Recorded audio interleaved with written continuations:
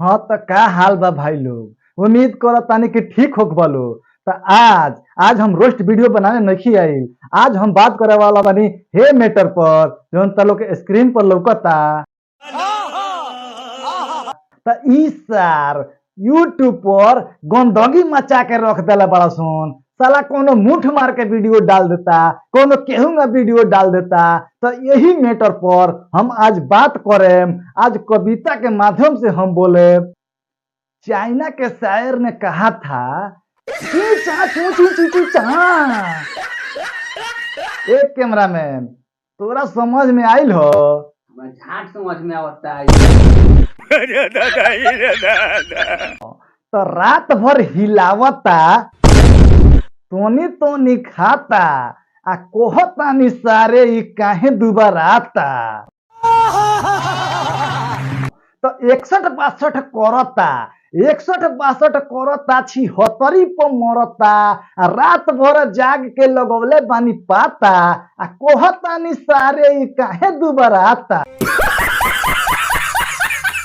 तो मौग लेखा लागता लड़की के पीछे भागता, मौग लेखा लागता लड़की के पीछे भागता आ भोक भोक सारे के देहिया बसाता आ कोहतानी सारे ई काहे दुबराता।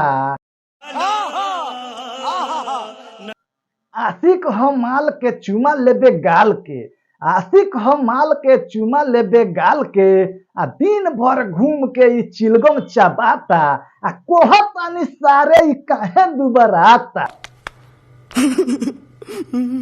काम करे झाट ना बाबी हजार बा, काम करे झाट ना बाबी हजार बा। घर जाके देखो कि बाप बीमार बा आ लड़की घुमावेला लगोले बावे छाता आ कोहतानी सारे ई काहे दुबराता। सही पकड़े हैं।